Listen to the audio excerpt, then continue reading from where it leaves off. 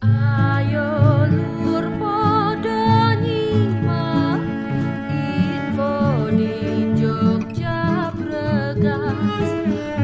Urip jan kadang alaman, ayo semua jangan bingung, mari sini kita berbagi cerita dari lur sedulur Jogja, lur sedulur Jogja. Halo teman-teman, pada hari ini kita spesial sekali dengan Bapak Solahuddin. Dan Bapak Solahuddin ini adalah salah satu yang tokoh di balik pasardesa.id begitu. Ini gimana Pak? Mungkin boleh diceritakan dulu sedikit apa sih Pak yang melatar belakangi inisiatif pasardesa.id, dan ini sebenarnya inisiatif yang bergerak di bidang apa ya Pak?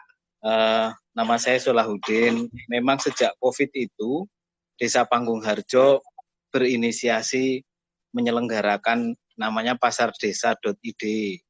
Pasardesa.id ini aplikasi web begitulah ya, berbasis web yang bisa menjembatani antara Hmm. antara warga yang masih memiliki daya beli, tidak terdampak oleh COVID, dan toko-toko yang masih memiliki toko-toko atau warung yang masih memiliki stok tapi terdampak oleh COVID. Kira-kira awalnya begitu.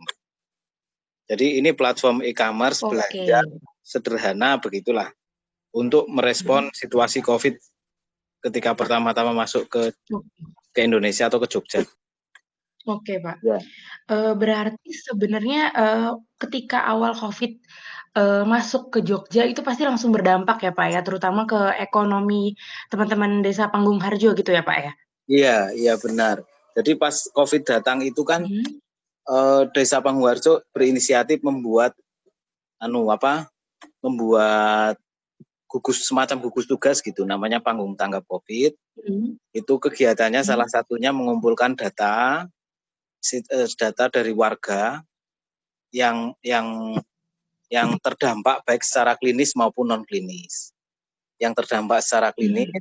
data itu kemudian diserahkan ke pihak-pihak medik gitulah, ke dokter, ke puskesmas gitu. Nah, untuk yang non klinis atau yang berdampak secara ekonomis begitu, kita pelajari lagi datanya. Nah, dari situ muncul ada warga yang terdampak secara langsung, yang terdampak secara langsung ekonomi, kehilangan pekerjaan, tidak punya tabungan, tidak memiliki daya beli begitu. Nah, pada saat yang sama data yang dikumpulkan juga itu ada dampak ekonomi warung-warung, orang-orang yang tidak terdampak begitu. Orang-orang yang tidak terdampak itu yang punya penghasilan tetap, masih punya tabungan begitu. Nah, juga warung-warung yang terdampak itu misalnya warung yang kemudian jadi tidak laku karena orang-orang takut beli keluar toh, tapi ada stok Mhm. di Betul. toko begitu atau di warungnya, tidak bisa keluar kemana-mana karena pertama warga juga sempat tidak punya daya beli, yang kedua warga takut untuk keluar gitu, untuk mengakses warung-warung tersebut. Nah, Mhm. dari situ Pak Lurah dan anak buahnya begitu beride untuk membuat sebuah platform yang bisa menghubungkan antara warga yang masih punya daya beli dan warung-warung yang sempat tidak bisa, masih punya stok tapi tidak bisa mengeluarkan barang-barangnya karena memang tidak ada yang beli gitu. Awalnya gitu Oke. kira-kira. Oke, awalnya jadi seperti itu ya, Pak, ya. Ya, Terus, tercetuslah ide untuk membuat pasardesa.id ini. Nah, Pak, ini, mekanismenya gimana nih, Pak? Kan tadi kayak e-commerce, apakah emang kayak Tokopedia atau kayak e-commerce lain yang kita kenal? Dan juga gimana, Pak, apakah, penjual-penjual itu, didata satu persatu kah? Atau, mereka yang kemudian foto itunya sendiri, produknya sendiri lalu dimasukkan atau gimana nih, Pak, mekanismenya? ya. Jadi pas pertama ada ide begitu lalu tim bergerak. Jadi ini inisiasinya kan salah satunya dari BUMDes Panggung Lestari. Di teman-teman di Oke, BUMDes oke. itu kemudian bergerak mendata toko-toko yang masih memiliki barang-barang atau produk begitulah. Nah, barang-barang yang Oke. ada di toko itu kemudian kami data, kami foto, kami catat, stoknya ada berapa, harganya berapa, begitu, tokonya dari mana. Nah, itulah yang kemudian ditampilkan di pasardesa.id.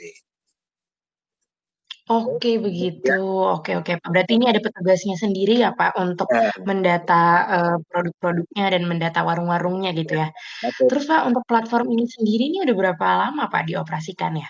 Operasikannya mulai dibuatnya itu ya sekitar tanggal 28 Maret, kalau tidak salah ya. Gagasannya itu munculnya Menarik ya? 28 Maret, terus ya Mhm. dikerjakan oleh teman-teman desa, begitulah, teman-teman anak-anak muda desa Pangungharjo gitu. Lalu Oke. tanggal 13 April diresmikan oleh Pak Menteri Desa. Oke oke, berarti udah cukup lama ya, Pak. Kalau gitu udah berapa banyak, Pak, warung-warung atau teman-teman, penjual yang terlibat dalam, inisiatif pasardesa.id ini sudah berapa banyak ya, Pak? Kalau cukup lama ya berarti mulai sekitar bulan April kemarin itu, Mbak, berarti sekitar 4 bulanan itu. Mhm. Untuk 1 Mhm. bulan pertama yang bergabung itu paling sekitar 10 sampai 20 mitra toko yang punya punya punya barang yang kemudian ditampilkan. Awalnya hanya sekitar itu.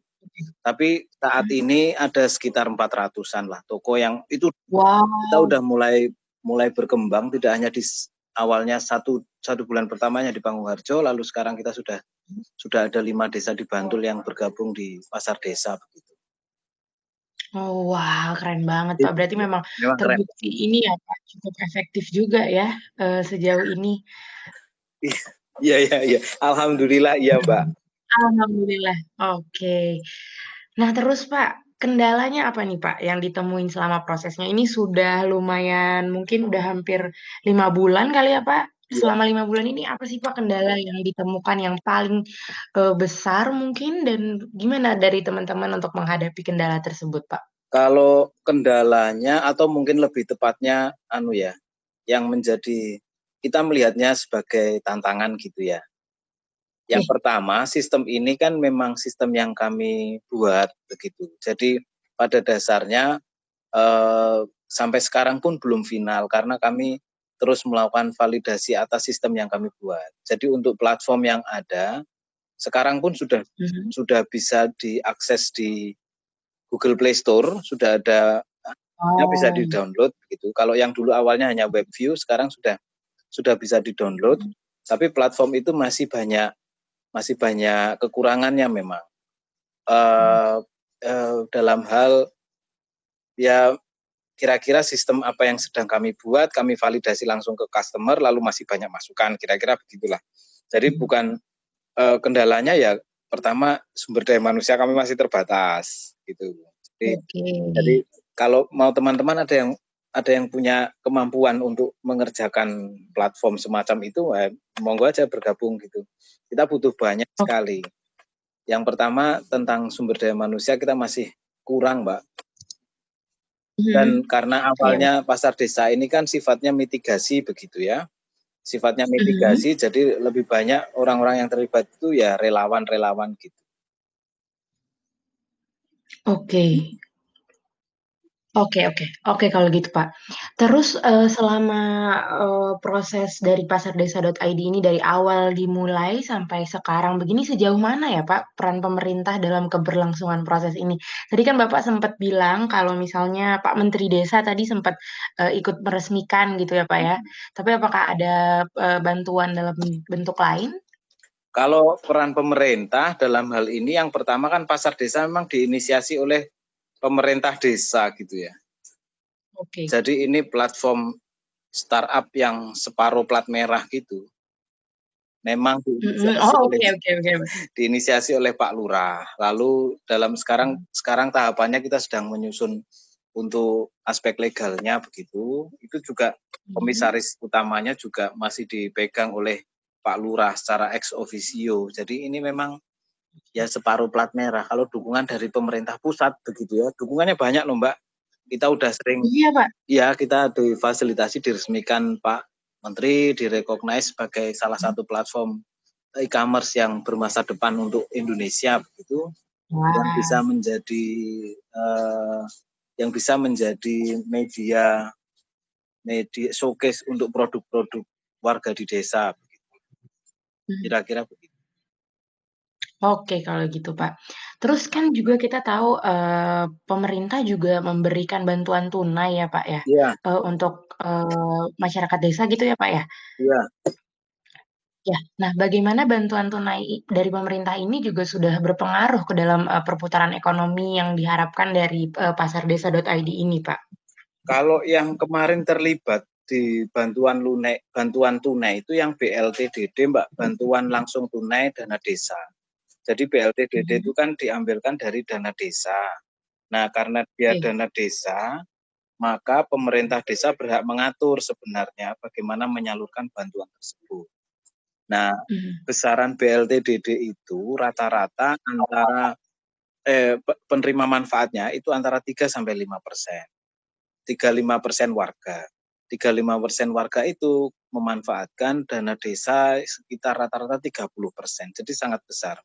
Kalau tidak diatur, Oke. maka dana itu akan bisa jadi tidak tepat sasaran karena pembelanjaannya mungkin tidak sesuai dengan peruntukan gitu. Jadi BLTDD itu yang pertama untuk ketahanan pangan, jaring pengaman sosial dalam hal ketahanan pangan. Jadi pemerintah desa merasa berkewajiban agar BLTDD itu bisa tepat sasaran, dana yang turun itu bisa dibelanjakan dalam bentuk pangan begitu, sembako dan semacamnya. Maka penyalurannya dilewatkan di pasar desa.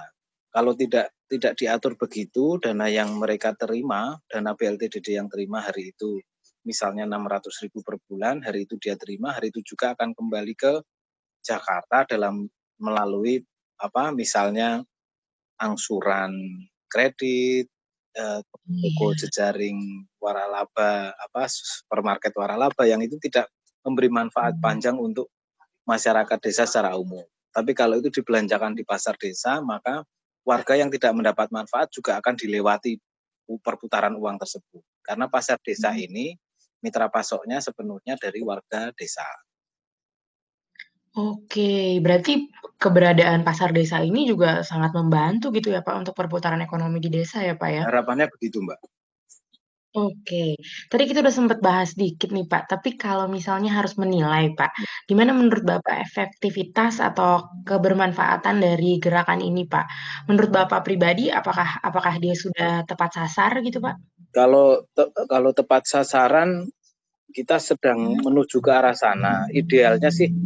Idealnya sih ini harus mendapat dukungan dari banyak pihak. Jadi kita tidak bisa berjalan Oke. sendiri. Maka ini menjadi salah satu value juga di pasar desa itu kolaborasi. Jadi pasar Iya. desa ini memiliki paling tidak 4 value proposition, Mbak. Yang pertama kolaborasi itu tadi ya. Di era pandemi ini kolaborasi mendapatkan momentumnya. Kita nggak bisa mengerjakan semuanya sendiri begitulah. Jadi kita harus kerjasama kolaborasi dengan banyak pihak. Value yang pertama. Value yang kedua mitigasi. Jadi pasar desa ini diadakan yang pertama untuk mitigasi ekonomi itu tadi, mitigasi warga yang terdampak, mitigasi toko yang terdampak begitu. Itu value yang kedua. Value yang ketiga ekonomi berbagi. Jadi kalau belanja di pasar desa ini berarti kita juga ikut mendorong tumbuh dan berkembangnya ekonomi warga. Gitu. Dan yang keempat solidaritas. Jadi dengan kita belanja di pasar desa berarti kita sudah ya belanja di tetangga kita yang punya usaha jadi ikut bergerak, kita jadi tahu sumber produk yang kita beli begitu. Oke, Pak. Ini dari tadi saya ngobrol sama Bapak, saya ngerasa ini platformnya luar biasa Makasih ya, Mbak. sekali sih, Pak, dan sangat Makasih, membantu Mbak. gitu ya, Pak. Menurut Bapak nih, Pak, apakah mungkin ya untuk, cara ini diterapkan di desa-desa lain, baik di Jogja maupun, di luar Jogja begitu. Tapi tadi mungkin udah ada beberapa ini ya, Pak, udah ada beberapa desa-desa yang sudah cukup sudah gabung kolaborasi. Apakah ada rencana juga ke depannya untuk ekspansi lagi begitu, Pak, untuk melibatkan desa-desa. Iya, jadi isunya memang harus kalau bisa semakin banyak desa yang terlibat. Jadi per bulan Agustus ini sebenarnya pasar desa yang dulunya awalnya milik Betul. inisiasi Desa Pangungharjo begitu sudah dimiliki 5 desa di Bantul. Ada Pangungharjo, Ngestiharjo, Sriharjo, Buosari dan Wirokerten. Ada 5 desa itu yang Iya. kemudian sepakat untuk mengembangkan pasar desa. Nah, apakah desa lain bisa menggunakan? Sangat bisa. Tetapi kita sampai saat ini masih berusaha memvalidasi sistem yang kita kerjakan gitu. Jadi untuk platform sementara sambil kita kerjakan, kita juga masih perlu memvalidasi sistem yang kita gunakan supaya lebih tepat sasaran begitu. Jadi agak berbeda karena sumber daya modal maksudku. Kapitalnya juga terbatas, kami tidak bisa berlama-lama untuk mengulik fitur-fitur yang ada di platform gitu ya. Kita nggak bisa lama-lama untuk meng-create produk dulu sampai jadi kemudian dilempar ke pasaran. Jadi kita begitu ada jadi ini gini langsung konfirmasi ke pelanggan, ke user gitu ya, ke end usernya bagaimana belanjanya. Jadi masih separuh online, separuh offline begitulah. Yang penting ada komitmen bahwa kita akan menjalankan bisnis ini dengan orientasi kemandirian ekonomi desa.